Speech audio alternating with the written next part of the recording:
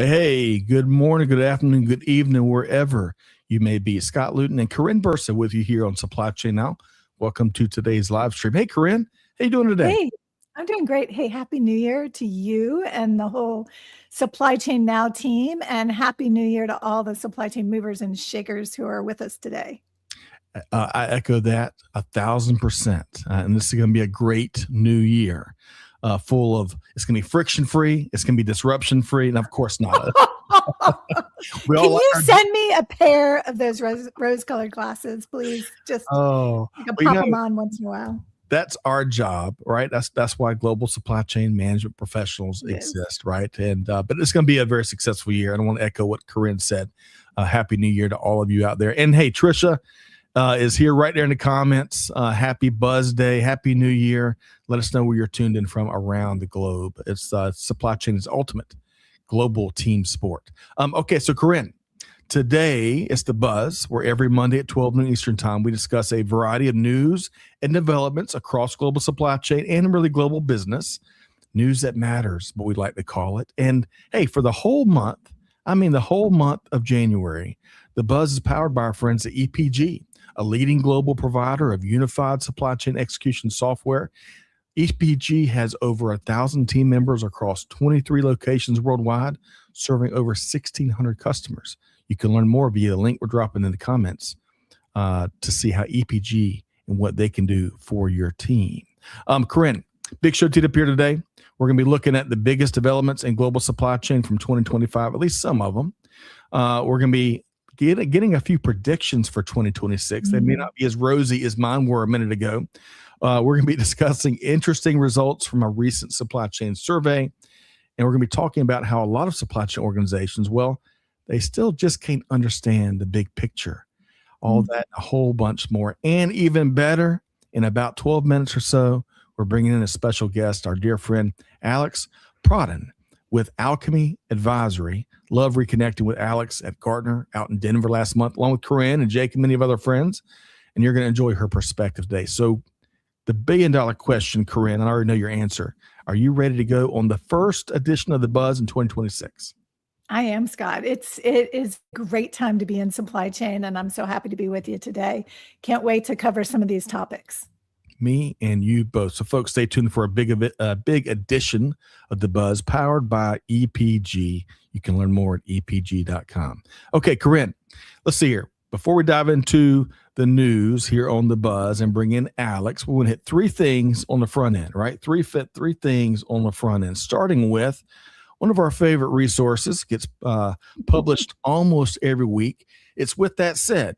Now, we led off on a variety of predictions for 2026 in this edition, predictions for global supply chain, global business, technology, you name it. And one that stood out in my mind came from our friends at Semafor, Semafor. It's one of my favorite newer media sources. And they predicted that in 2026, data centers won't be reserved for server equipment alone. Get this, but sections of newer build-outs will feature places for residents to, quote, gather, like community gardens, playgrounds, restaurants, and stores.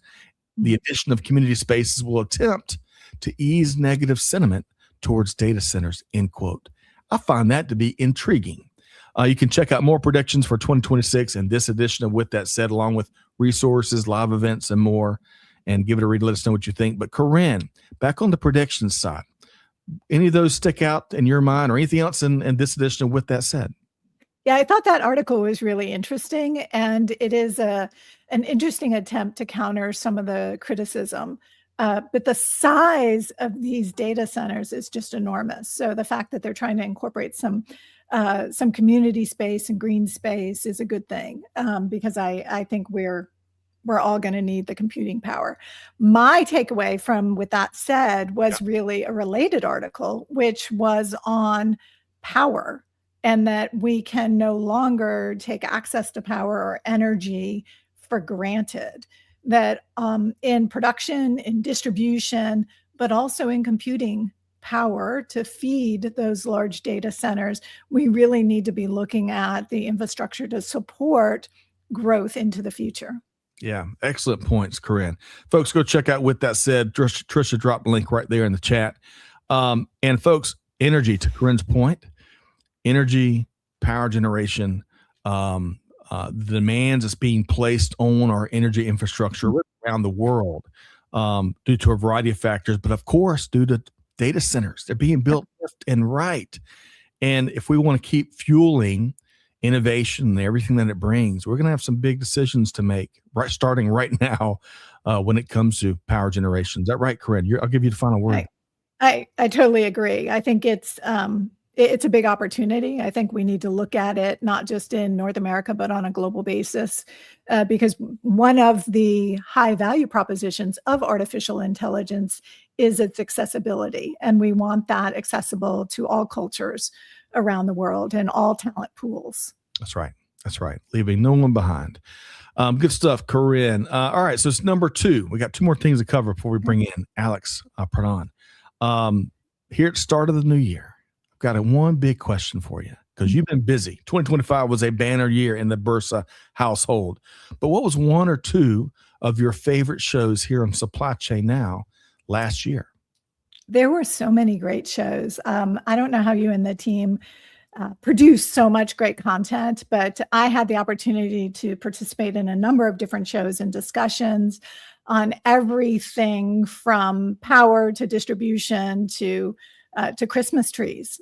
So there was just a lot of fun content, all that had a connection to supply chain. But I have to admit that you gave me a really terrific opportunity when I had the opportunity to host a panel, the first Never Normal panel of supply chain executive leaders. And I'm going all fangirl here because they were all female.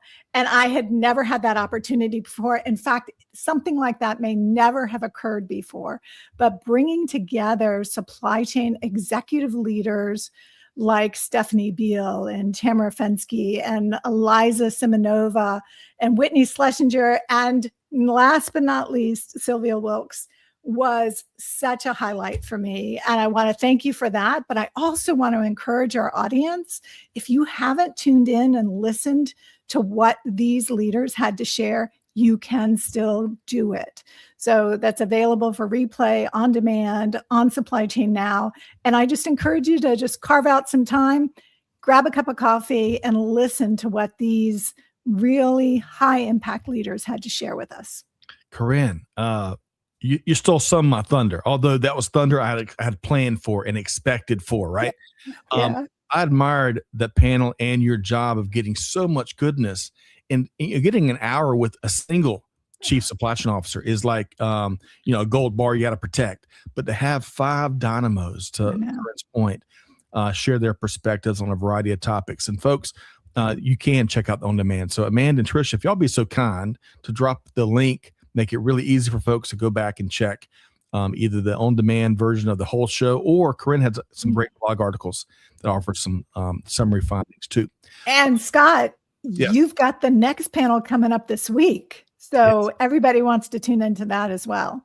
It is. It's going to be the next installment of the Never Normal series. So folks, and you know what? You can find that information right here. If you want to sign up, be a part of that right here. And with that said, so go check that out. We try to make things really, really easy. All right. So back to favorite programming. Now, Karin, this is kind of like choosing your favorite kid. It's a tough question because, we surpassed, we surpassed 1,500 podcasts last year. And of course, additional hundreds of webinars and live streams, in-person events and whatnot. Admired Karin's work, right? But I also love Karin's work on, Karin, we had lots of supply chain planning conversations last year. ZS, Kinaxis, many others. And if you know me, I love good case studies. And we had a lot of those with OMP and SAP and AutoScheduler, EPG, and many others.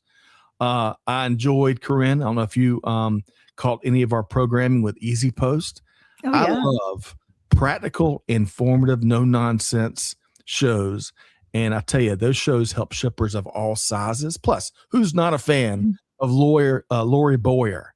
I'm her biggest fan, at least in Atlanta. Her new series, The Bridge, offered some great conversations. All that would be a top or near the top of my very long list. And Karin, I'm looking forward to what 2026 brings in terms of content that informs, educates, inspires, and hopefully challenges us all to think differently. Karin, your final word on what 2026 might bring. Yeah, I agree with all of that. And I believe wholeheartedly that it is a great time to be in supply chain. There's no question that there's going to be challenges in the year ahead, but I guarantee you there will be lots of opportunity. And everyone listening here has an opportunity to make an impact. That's right. That's right. It's up to us whether we walk through that door or not. Robert, great to have you here today. Let us know where you're tuned in from around the world. And also, Trisha and them just dropped that big September power panel, Hollywood panel with Karin and the gang. You can find it right there in the chat. Okay, so one more thing, folks. We wrap every show with do good, give forward, be the change. And we're always trying to invest our resources into amplifying really important, consequential, and oftentimes nonprofit missions out there. And to that end, we're going to be featuring a new segment almost every week here on The Buzz, where we're going to be supporting one of our favorite impactful nonprofits. We're talking about the American Logistics Aid Network. It connects nonprofit. A lot of folks refer to that as ALAN, by the way. ALAN connects nonprofit organizations responding to disasters with the logistics expertise and resources of the private sector. When supply chains, folks, are disrupted and communities need help fast, well, ALAN helps to mobilize transportation, warehousing, and supply chain support to move critical goods where they're needed most. Now, the ALAN team is working on a variety of projects and needs, but two of their current priorities, we were talking pre-show, Karin, they're helping the Indianapolis, Indiana community with pre-disaster planning and pre-positioning supplies. That's a big part of the equation, the disaster mitigation equation. And you may have missed it in the holiday goings on, but ALAN's helping Southern California recover from the atmospheric river flooding that took place in late December, and they could use your help. We invite you to learn more about open cases and projects from across the globe. They've got stuff going to Ukraine, many other places, and you can find out where your help and your support is needed. We're dropping that link right there in the chat. Thank you, Trisha. It's right there, American Logistics Aid Network. And Karin, I know you are no stranger to the great work that Kathy Fulton and the ALAN organization are doing. Your quick word there. Oh, it's important work, and it's much appreciated in a time of crisis, which so many communities face. And obviously they're unexpected. Who would think that California, after the fires last year, was going to end the year with flooding? So they've really had it coming from both directions, heat and tons of water. If we could only get the water to come at the same time that the fires are happening, we could, keep it contained. Man, maybe this year. But folks, one last nugget, and we're gonna bring on a wonderful guest here. ALAN, of course, they could use your dollars, but they could use your expertise. They could use your supply chain infrastructure. If you've got some open warehouse space you want to donate towards a great cause, give ALAN consideration. Okay, and again, Trisha dropped the link right there. You can learn more about all the things they're working on, how you can get involved, you name it. All right, so Karin, changing gears here. I'm really excited about our special guest here we have on the first edition of The Buzz in 2026. And I am going to introduce Alex Pradhan, who brings more than 20 years of deep business expertise to the table, especially at the intersection of strategy, supply chain planning, and technology. That is a congested intersection. She's advised over 1,000 global companies across a broad range of supply chain strategic and operational topics. Alex has held a variety of leadership roles in her career, including serving as a Gartner research analyst, amongst many, many other roles. I want to welcome in Alex Pradhan, founder and principal at Alchemy Advisory. Hey, Alex, welcome to The Buzz here, powered by EPG. Great to have you join us. Thank you. Thank you so much for having me. And it's great to talk to you, Scott and Karin. So thank you. Well, Karin, we've been looking forward to this, and I enjoyed learning from both of y'all out at Gartner Supply Chain Planning Summit in Denver. And Karin, I've got a big question for y'all to kick things off, right? Y'all know we love our fun warm-up questions around here. And this is a this is a timely topic. New Year's resolutions. Now, folks, New Year's resolutions are kind of like black licorice or the Crocs or Dallas Cowboys. Folks love them or they hate them, right? So with that as a backdrop, I got to ask you, do you have any New Year's resolutions you can share? And if you don't, we got an opportunity to make some here. So Alex, anything you'd like to share resolution-wise? Yeah. I laugh because I usually never complete any of my resolutions. But I would say this year I'm trying to read more. I love books. I buy them and then either I start reading them or I get halfway through one, and Right. so that is kind of, I think my goal is to. I'm not even going to put a number. I'm just going to try to complete or read more books that I did last year. Alex, I love that. It's not quite a smart goal without that number, but hey, I know. We'll say 25 books in the new year, Alex. We'll just cherry pick a number out there. But regardless, I think we could all benefit from reading a lot more. I love that goal. All right, Karin, do you have a resolution you can share with us? I do. It's funny because it happens to me around books as well. But I was so happy last year that I actually saw my resolution all the way through the year. I think that's one of the first times I've kind of made it all 12 months. So starting off this year strong, I have a book club that I've been part of for about 8 years. Yeah. And I always read the books, but I don't always make the club meetings. And honestly, the club meetings are really what it's the fun part, if you ask me. And so my commitment this year is to get to the meetings, not let work or travel interrupt if I can avoid it, and be there in person and meet with the group, because they always pick a great variety of books. They are not supply chain oriented whatsoever. So it kind of gets me out of all of my supply chain and industry and business reading and just kind of unlock some of that creativity juice and thinking a little differently. So my commitment is making the party part of it, not just doing the work. Hey, I love it. You make a really important point there, the value of being well-rounded, right? We could all nerd out on supply chain stuff 24/7. But as we all know, the global supply chain benefits from thinking outside of our industry, right? And so I love the point you made, even if it was a little bit in jest. And by the way, you mentioned book club, Karin. Stay tuned. Amanda, who read like 86 books 2 years ago. Wow. Yeah, I cannot compete. We want y'all to. We want you to be a part of a new book club that she's launching for all of our friends across global supply chain. And I promise you, there'll be non-supply chain books. In those discussions. Okay. Well said, Alex and Karin. We're going to hold you to those resolutions. I want to say, hey, Robert answered our question about where he's tuned in from, South Africa. Great to see you, Robert. Love all of our friends across South Africa, and for that matter, across the African continent. Karai Jose, we included his predictions in with that said, including about geotech. He says, hey, folks, greetings to the entire team and all the best for 2026. And glad to see Alex on the show. I am too, Karai. Got to have you back too, really soon. Okay, so we got a lot of work to do here today. And folks, we want to hear from you. We want to get your take on all these topics we talk about. Combine that with Alex and Karin. We're going to be able to solve some problems here today. Let's see, where are we starting? We're going to start with reflecting, the power of reflecting, the power of reflection.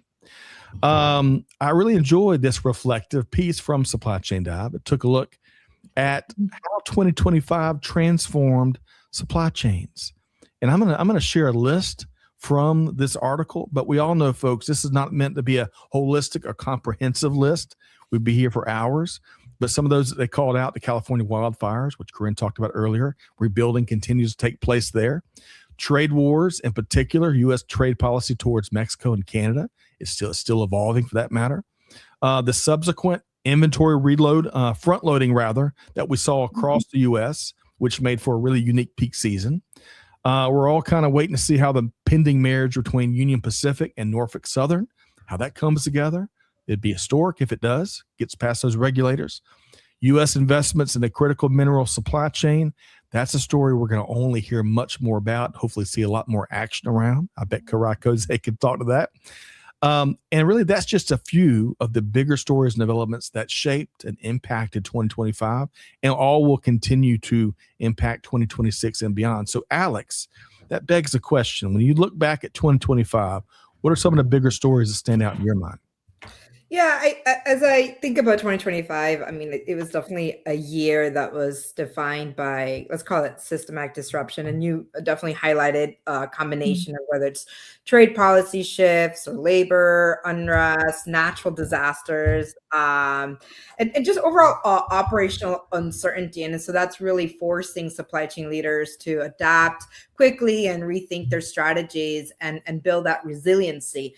But I think really when I think what's happening as we go into 2026, I think tariffs are going to tighten that economic squeeze for retailers, manufacturers, and consumers. And some of the things that come to mind, especially as I was reading that article, was about policy risk must be baked into planning. And so I think we're going to start to see a lot more of an emphasis on how to think about that type of risk. There's actually a report I was reading, Consumer Goods Technology, that said 9 in 10 manufacturers have made strategic changes to cope with tariff uncertainty, including things like price adjustments, passing on costs, and switching suppliers. And that's really not surprising. I really can't think of any manufacturer right now that hasn't made some type of strategic change, Right. given everything that we've mentioned. So, I do think as we go into 2026, we're going to see a lot more of kind of manufacturers reacting to ongoing uncertainty in the face of tariffs, and thinking about areas of focus like collaboration, thinking also about supplier diversification and the emphasis of flexibility.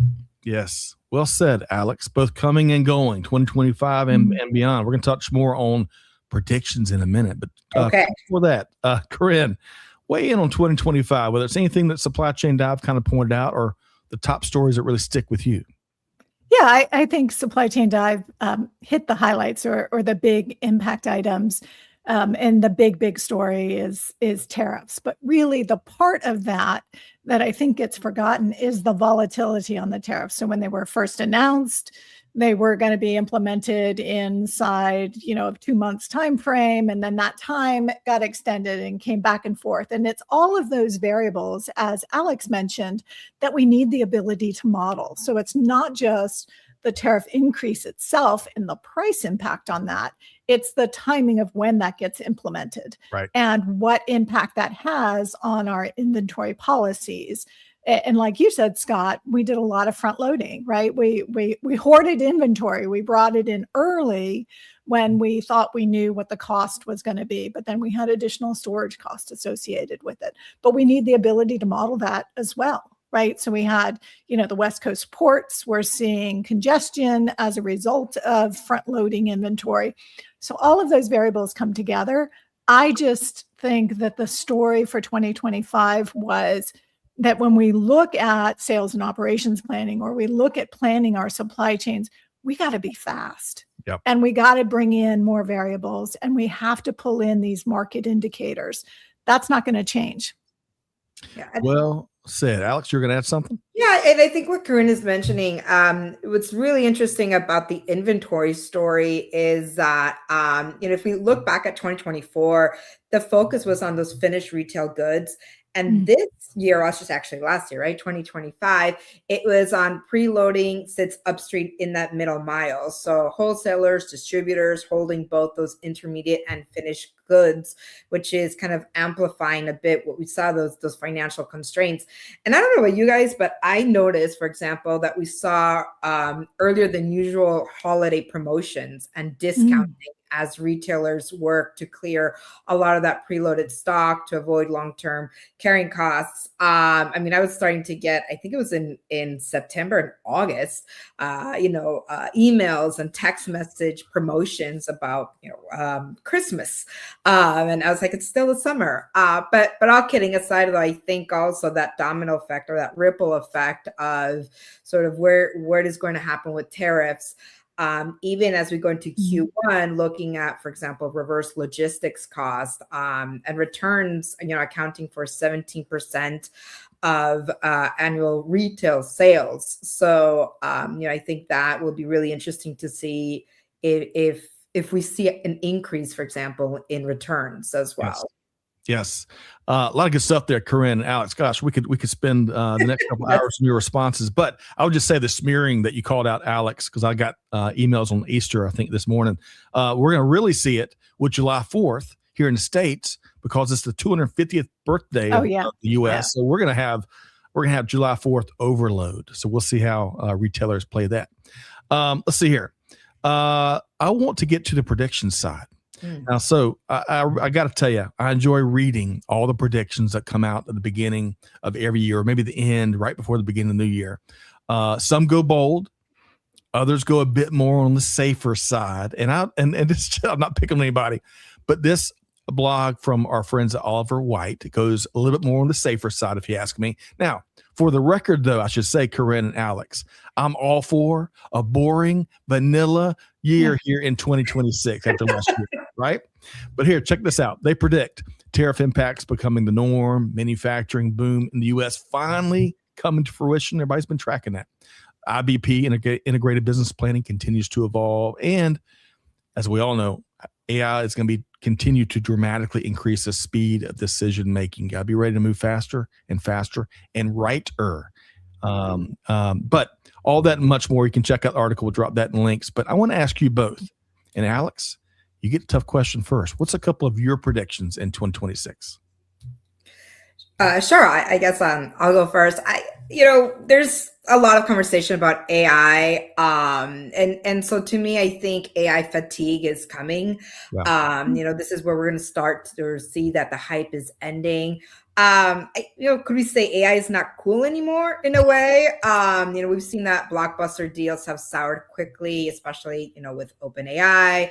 And there's increasing nervousness about the incestuous nature of business relationships in very large tech firms. We're seeing top AI salaries starting to drop.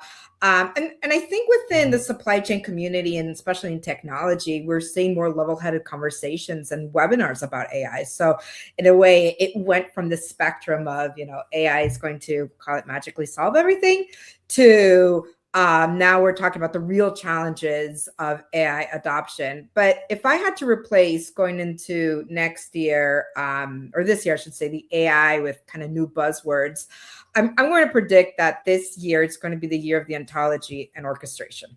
Ooh. And so I think there's definitely a growing realization that large language models don't have those magical answers, and they're great at generating language, but they still need to be grounded.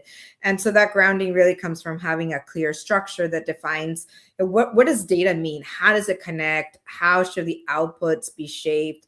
And so the idea of an ontology, I think we're going to start to hear a lot more of that, which is refreshing. And also, orchestration as well. So that's one of my predictions. Love it. I'm going to play some bets on some of those predictions from Alex. Karin, your predictions for the new year, 2026. So I'm more bullish on AI than what Alex shared, but I think I'm bullish because of the same reasons that Alex is interested in the ontology and platform. I think hyperscalability, transforming data into insights, these hyperscalers that can unlock new insights and data are going to change what I like to refer to as decision velocity, right? Our ability to model lots of different scenarios and make decisions quickly with confidence. And I think that's going to be a game changer. I think we started to see that in 2025. Yep. I think we'll hit an inflection point here in 2026, and it will continue to grow from there. But it's different technology than the way that we have planned in the past, or it's a different way to harness the signals, whether they're movement signals, demand signals, disruption signals. Yeah. The other thing I think that we need to keep an eye on is that one of the expected outcomes of the tariffs is to stimulate U.S. manufacturing. And I think that we as supply chain professionals all understand that those structural changes take more time. So you don't just say, okay, I'm going to move manufacturing to the U.S. and 30 days later have the ability to do that. Some of these investments will be multi-year investments before that additional capacity comes online, or these brands or manufacturers are able to move that production back into the US. So we need to keep an eye on that. I'm very excited for manufacturing to come back to North America, to the US. But I think we all know that the timelines on that are not immediate. Structural changes in suppliers, production capacity, et cetera, take time. Yes. And energy, for that matter. And energy, back to power. Yes. Yep. So a couple thoughts here. Y'all both had some great predictions, very actionable for discussion purposes. Two things. I'm going to make two safe predictions. There's going to be a whole bunch more disruption in 2026, and it's not going to be, some of it's going to be very new to us, right? And all of that leads to why we've got to act on the art of the possible that Karin and Alex both are speaking to with respect to AI, orchestration, you name it, right? Those organizations that continue to kind of rest on their laurels, they will be at greater risk for being put out of business, unfortunately. And the Falcons aren't making the Super Bowl, making that fearless prediction. One last thing. AI, is it a prediction if it's a fact? AI fatigue. That's an interesting thing to think about and talk about, Alex. And while it deserves a fuller discussion, I would just suggest to folks out there, a chunk, maybe the plurality or maybe the majority of AI fatigue that we all know is out there. I would argue it's a leadership problem, because we still have a lot of organizational leaders that are seeing what's out there. Oh, I want some of that. They're investing without a plan, without a targeted strategy, without where they plan on getting return. And they're throwing that ambiguous blob over the fence to their teams where it creates a ton of fatigue and burnout and frustration. There's a better way. We all know leaders that are leading those better ways more effective and are not on the AI fatigue train, but they're on the AI get it done and then some train. And that's really good news in my ears. So Alex, since it's your term, the AI fatigue, your quick response, and we're going to move to what's next here on the bus. Yeah, I mean, I think you point out too, when it comes to how to counteract that AI fatigue, it's, picking those use cases that are solving critical business problems that are going to drive value. And what we're seeing also is increased interest in AI pilots. So I think that's a really good way for a lot of companies to kind of dip their toes and try more emerging or nascent technologies. And I, of course, I'm using the term AI very broadly here. Right. But with that said, though, I think one of the areas that also companies need to keep in mind is what is their appetite for risk. So, for example, when I used to cover blockchain back when I was at Gartner, one of the things that I would say is, are you, do you have the resources? Do you have the time? Are you okay with failure? Or do you have, for example, your management metrics are tied to, experimenting and failing. And so that is part of just understanding, what is your appetite with risk as you're moving forward. Well said, Alex. Well said. Okay, we got to move on. Actually, I want to get one more comment in here. And I'm not sure if I can share this because it might cut Alex off. I'm just going to read this from Ashwarya. And great to see you, Ashwarya. Let's know where you're tuned in from. They share another point here. Supply chains are advancing more to planning and digital tools. Okay, we're talking about real-time visibility into tariffs, taxes, and trade policies, combined with scenario planning and AI forecasting. All that's no longer optional. Leaders are embedding trade compliance into supply chain and procurement processes to react swiftly to tariff shifts, minimizing cost exposure, and maintain competitiveness. Well said, Ashwarya. Great to see you here today. Come on back anytime. And again, let us know where you're tuned in from. Okay, Karin, Alex, we got to keep driving. But before we get to the next article, Karin, I mentioned, I told myself a little bit because I love case studies, right? It's one of my favorite things to talk about. And I got to share this great case study, which is now on demand. It's an on-demand resource we created with our friends at EPG, again, who are powering the buzz all month long in January. So me and Jake Barr, a.k.a. the John Wayne of Global Supply Chain, we thoroughly enjoyed this terrific actionable case study on a webinar in December. It featured Peel Chronister, who's also known as the King of Hats. I think Jake coined that term. He leads warehousing and logistics at Outdoor Cap. And Javier Esteve with EPG joined us as well. We dialed in on how Outdoor Cap has been implementing voice picking in the warehouse, and it's really changed the game for their operations and their customers. I'm talking about an almost 60% improvement on overall quality, which was already high, and a 15% productivity jump, which was almost double than what they were expecting. Even better, it's going to help fuel more successful growth and expansion in the months ahead. We invite you to check out this on-demand recording and learn more about how EPG can play a role within your supply chain organization. Okay, and thank you, Trisha, for sharing that easy link. You're one click away, folks. All right, what is our next topic here on the first buzz of 2026? We're going to be talking about, speaking of companies that are looking at getting more success in 2026. Wall Street Journal had a great article. It kind of focused as a Q&A on the chief supply chain officer at Coty, one of the world's largest beauty companies. Now, I got to tell you, I was new to this behemoth that is Coty, right? But you may be familiar with some of the brands in its portfolio, such as CoverGirl Cosmetics, Hugo Boss fragrances, and many others. The company has struggled a bit in recent years due to a variety of factors. Haven't we all? Haven't we all struggled a little bit in recent years? But Coty has rolled up its sleeves and taken action. They've brought in new leadership. They've moved some of its manufacturing production from Europe to the U.S. in a timely fashion, may I add. They've invested in accelerating product development velocity. No more 18 months to get a new fragrance out, especially when it involves, as their CSCO pointed out, only a month of work, 18 months lead time. And really, it's about a month of work. They've been investing in a different way of thinking at their factories, more agile and less traditional. And as a result of these and many other measures, there's more to the story. Coty expects to return to profitable sales growth in the second half of the current fiscal year, which I think started in October, if I'm not mistaken.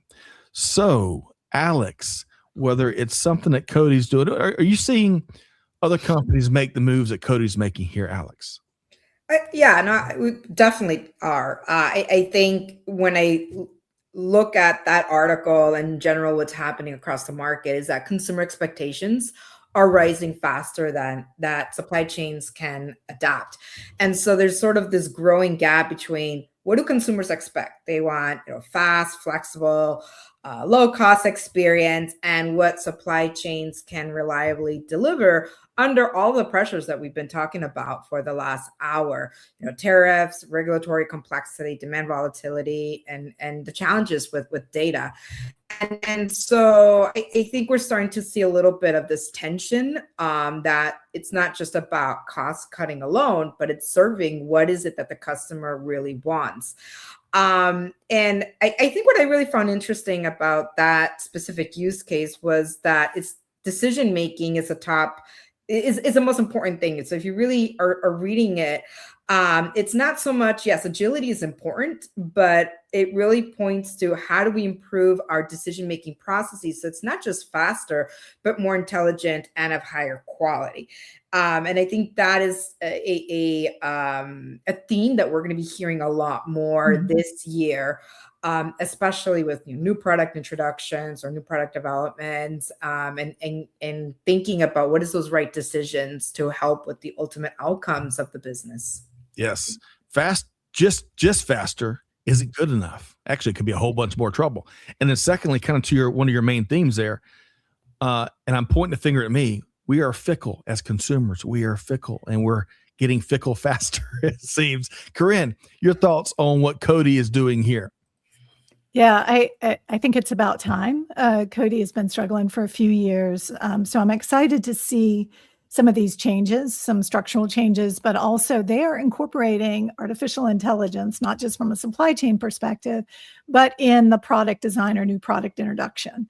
And that is helping them make, as Alex said, decisions faster, right? Or back to this idea of decision velocity and looking at the business plan or rollout for that, but also market testing and looking at or sensing demand so that they can, in fact, be more responsive to actual market demand, which I think is going to help supply chain performance. Yeah, no doubt. Both of y'all have kind of implied or spoken to the value of the pilots and the value of really understanding risk appetite and all that for every organization. I am proud to tell y'all, a lot of things I have created and rolled out there in the past has failed miserably, right? And we're better off because of it. If we learn from that, we learn more from that. Yeah, that's right. Yeah. If everything we're doing is working and it's successful, we're not getting out there enough, and we certainly aren't being a trailblazer and being as innovative, because all innovation doesn't work, right? If it did, man, things would be a lot easier in this life. But I think that's a really important learning from both of y'all. We've got to know what our risk appetite is as we kind of figure out, as the CSCO clearly has at Coty, hey, 18 months to get a new product, but it's only a month of actual work. We got to think differently. I love that. Alex, your final word. Yeah, and I think what's also interesting is the change of consumers that many companies are going to be are serving. So you have, of course, baby boomers. You've got your Gen Z and your Alpha, but I think this idea of hyper demand volatility, where they were using the example of the influencers. Right. I'm guilty. I buy stuff through Instagram, I like it, right? But it's, if you think about traditional supply chains, they've been designed for stability, and not the world of TikTok and Instagram, where you see something, you click, you buy, and then, by the way, I want it tomorrow. So it is very much changing the rules of the game. That's right. And I would imagine even more so in not fast fashion, but beauty and cosmetics as well. Well, to your point, and thank you, Alex. Karin, we had a great show. It wasn't last year, the year before, I think, where we featured a supply chain planning leader from an apparel company, fashion company maybe. And Karin, you actually, one of the big themes, big takeaways from that session was, if we think supply chain and other sectors is challenging, try to be in fashion and apparel, where you got to predict the future. Karin, speak to that for a second before we move on to the next article. Yeah, no, you are correct. Alex is correct. The segment of fashion, which certainly is cosmetics, apparel, footwear, but it's also, when we think of electronics, consumer electronics, they behave very much like fashion, right. And they get innovated or outpaced or replaced with new models as well. So I think we have to embrace that speed, because as Alex said so well, our expectations as consumers is changing, right? We have very short attention spans, and we want what we want, and we want it right away. And and the designers are working hard to provide that, but the supply chains and the ability to source, produce, distribute in a timely fashion can't do it without technology. That's right, Karin. Imagine how boring it must have been 50 years ago, maybe 80 years ago, when all your demand sensing was either foot traffic or long catalog orders that might take you weeks to actually get from the time the customer filled it out. It's amazing how far I don't think it was boring. I just think that the challenge is, we worked on a problem longer in those days, right? But the challenges are all the same: predicting demand, customer demand in the marketplace, whether it's business to business or consumer demand, and then sourcing, producing, and distributing efficiently for, a profitable business in the marketplace. So we've got a lot more science that we can apply to that now. To your point, Scott, when you talked about failing and learning from those failures, we have something that's a little bit different now, and that is the pace that technology is evolving is happening faster than I've ever seen it. So in my 30 years in the industry, I have not seen the evolution of technology unfold as quickly as it has these last couple of years. And what's coming in the next few years will be even faster. So, so all I can say is buckle up and don't expect perfection, but start building those skills on how you're going to incorporate artificial intelligence, whether it's in product design, like Coty is sharing in this particular case study, whether it's in your planning process, whatever that might be. You've got to start now. Don't wait. Yes. And be prepared. Have a use case, as Alex said. Understand what the problem is you're trying to solve, so that you understand what good looks like on the other side. Yes. And I would still argue supply chain management careers are much more exciting now. The good, the bad, and sometimes the ugly. But well said, Karin and Alex. All right. we're going to have a fast and furious finish here in the last 12 minutes of the first Buzz edition of 2026. And I want to go next to this great, I thought, a very intriguing piece from our friends at Supply Chain Exchange, who recently reported on market research that focused on escalating consumer expectations, ever changing, rapidly moving, as we've really talked about first half of the show, and the ability of global supply chains to keep up. So get this, I'm going to share a couple findings. There's a lot more here. Trisha's dropping a link, but I'm going to cherry pick a few findings from this research and get y'all both to respond to it. So the following findings come from the research report entitled Supply Chain Integrity Outlook 2026. It polled 1,000 consumers and 750 supply chain leaders, all based in the U.S. So consider this, Alex, Karin, and all of our friends out there. 84% of supply chain leaders agreed that ever-changing trade policies were impacting their planning. I want to talk to the 16% that it didn't impact. And 53% said it has led to increased prices for customers. On the other hand, 56% of consumers said they would stop buying a product if tariff-related costs were passed on to them. So I would argue the truth is probably somewhere in the middle. A couple of other nuggets here. Supply chain leaders surveyed, 52% said that rapid demand shifts are the biggest threat to supply chain integrity. How about that? 59% of supply chain leaders in the food industry are worried about FDA traceability requirements. Folks, there's a big deadline related to the Food Traceability Act, or rule rather, which is now set for July 20th, 2028. And a third of the supply chain leaders polled are expecting to miss the deadline. How about that? So, Alex, there's a lot to that. That's just a few of, I cherry picked a few of those findings. There's a lot more there. Your top thoughts when you hear some of the, see some of the research polling and all. Yeah, I mean, all the numbers, I was actually writing them down as you were talking, that it's pretty, I don't know if the right word is daunting, but I mean, almost basically half of all supply chain leaders are worried about, something that has to do related to, I think, going back to the earlier conversation about how consumer expectations are quickly changing. Right. And so if I take that maybe a step further, I really think that the study, what it shows, it's not just that the bottleneck isn't necessarily insight, but it's how do we think about connecting those decisions, right? The data, the alignment, and going into execution, because that to me is really a big challenge that we're seeing out there in the supply chain. Is you're already aware and and I don't want to say but of all these ongoing issues. And then how do supply chains react to that and fulfill the customer promise or meet whatever it is, a corporate strategy. So if I go back to my earlier prediction that I talked about, where this idea of either ontologies or getting better data and a shared understanding across really fragmented, enterprise landscapes and whatnot, I think that's going to become really, really important. And these type of stories just point to that. Yeah. Alex, well said. And I love when earlier parts of the discussion are just as relevant in the later parts of the discussion. It's like we set the table or something. Karin, react to this this research that Supply Chain Exchange published. Yeah, I agree with much of what they shared in the article. AI is going to be very important, and the demand signaling is going to be more important. It's always been a challenge.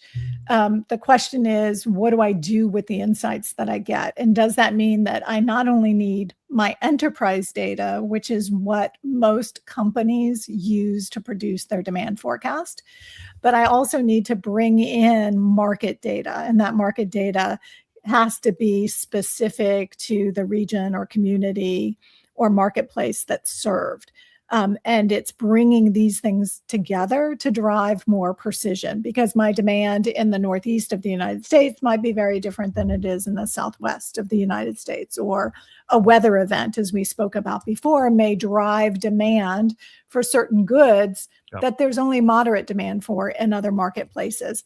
But Alex made a really important point, and that is, how do we take that insight and respond quickly to it, right? How do we harness our abilities to source, produce, distribute in a fashion that gives us an advantage in the marketplace. Yep.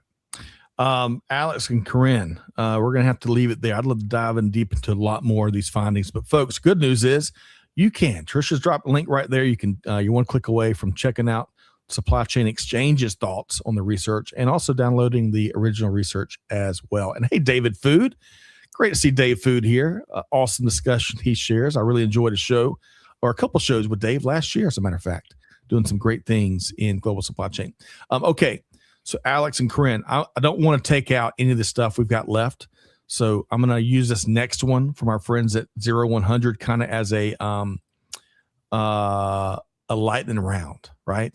It won't do it its justice, but we can continue the conversations afterwards. But folks, great read here from Kevin O'Mara and our friends at 0100, which centers on how organizations measure return on investment when it comes to AI.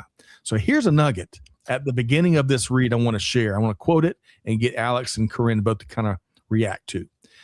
They write, quote, maybe just as Microsoft Office is never really subjected to rigorous business case analysis, AI may soon become so essential to employee productivity that we stop trying to quantify its functional ROI and instead start measuring its impact on human capital development, end quote. So, Alex, just your gut response to that. Your thoughts? Yeah, I think my initial gut reaction to that is that, and I think the article hints to this, is that productivity doesn't automatically equal value. And so we've been talking a lot about AI can help, help people do more faster. But unless that productivity is directed towards the right decisions, the outcomes, the trade-offs, it doesn't translate into business impact. And so I think, that's sort of that same analogy or example with Microsoft Office. Yep. Well said, Alex. Karin. Yeah, I agree. I agree that artificial intelligence, or the use of artificial intelligence, and as we've said earlier, there are many different types or forms of that AI, it is going to change the nature of some of the work that is done.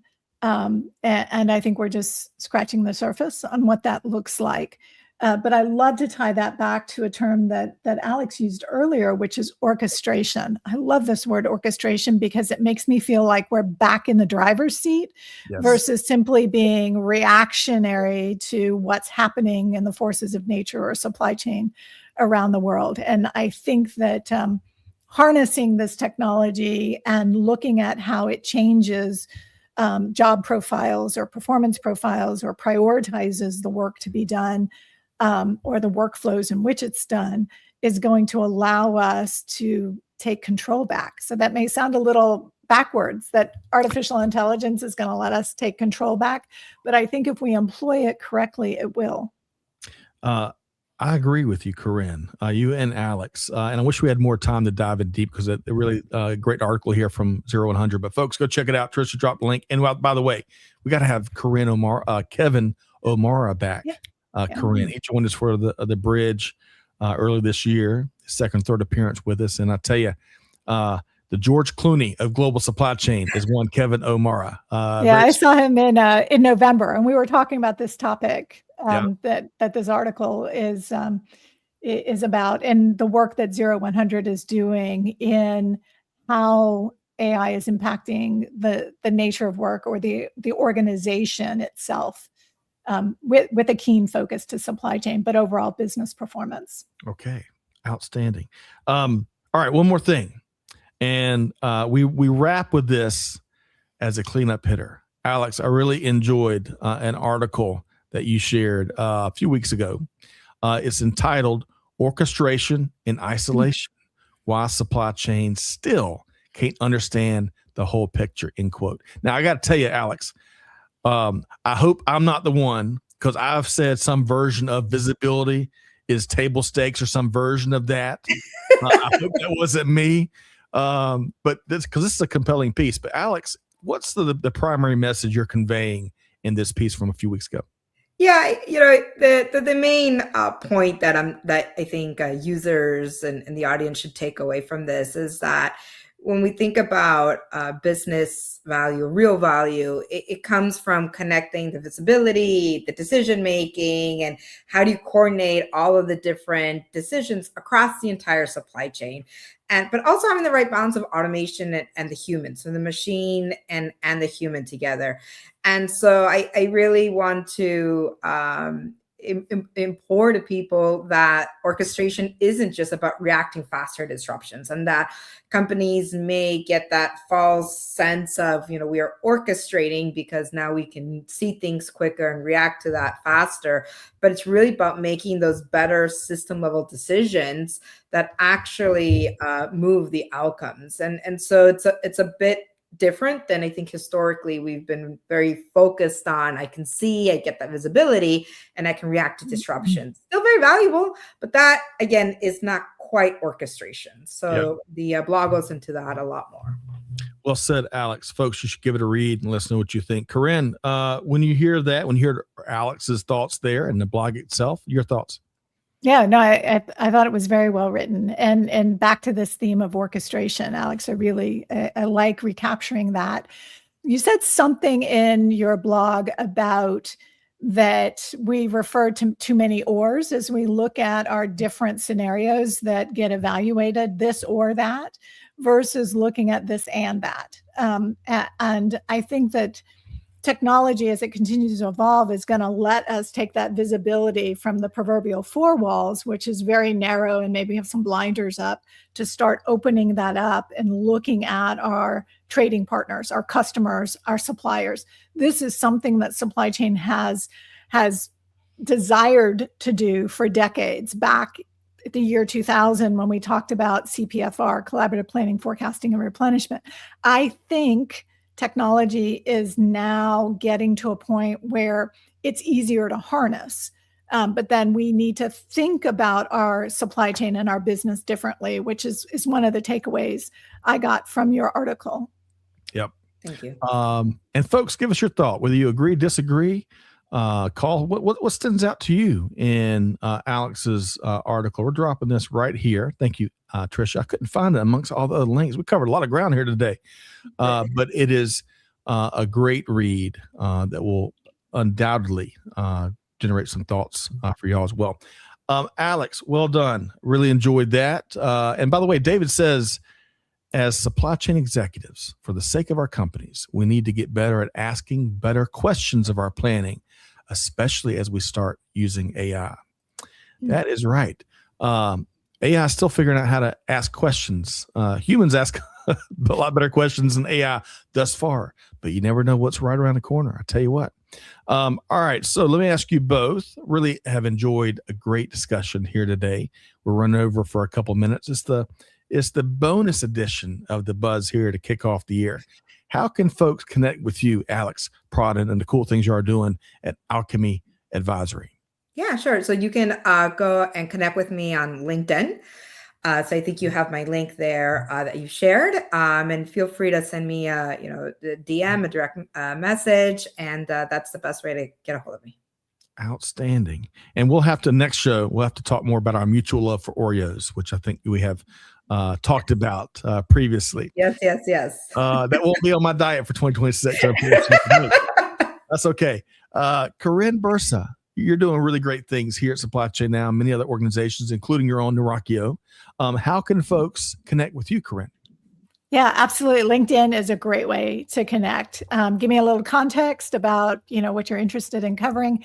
But I am always looking to connect with supply chain movers and shakers out there. Also, Scott, you and I are going to be together on Thursday of this week. And so come back and listen to what we've got to share with you on Thursday as well.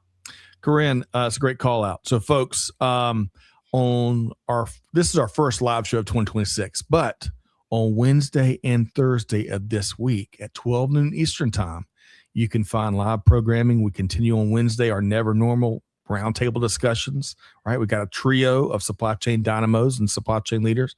And on Thursday, Karin and I are going to be sharing some of our key takeaways from Gartner Supply Chain Planning Summit, including a special guest we just confirmed this morning, Noha Samara. is joining us on Thursday live. So 12 noon Eastern time. And if you want to learn more, check out With That Said. It's got all the links you need. And if you can't find something, reach out to us on LinkedIn or at supplychainnow.com. Okay, so I want to make sure we've got, let's see, Trisha's got Alex's link right there on LinkedIn. She also has already shared Karin's link right there on LinkedIn. And if you have not found us yet, if you find us only on social or webinars or whatnot, make sure you're tuning into our podcast. We've got a link right there to make that really easy as well. Okay. Big thanks to our special guest, Alex Pradhan, founder and principal at Alchemy Advisory. Alex, thanks for being here. Thank you. It was awesome. It was great talking. I felt like I'm leaving here with some kind of a degree here today from both of y'all. Also, big thanks to my esteemed co-host, Karin Bursa. Karin, it's great to see you in person in December. Look forward to Thursday already. Looking forward to it. And Alex, love to just kind of geek out with you on this topic anytime. Oh, sign me up. We'll do that. You're already registered as of right now, Alex. So, and big thanks to our friends at EPG who are powering the buzz in January and many global supply chains electric performance in 2026 and beyond. Of course, big thanks to Amanda and Trisha behind the scenes. And most importantly, big thanks to our global audience for being here with us. Appreciate all the comments. No, we couldn't hit everybody's, but we look forward to you tuning in to our future live programming as soon as Wednesday. So with all that said, you got to take one thing, folks. We're going to kick off. You got more homework in the new year. Take one thing. Alex and Karin brought a truckload, maybe a couple of truckloads of actionable perspective and expertise. Take one thing, do something with it, share it with your team. It's all about deeds, not words. That's what drives action, right?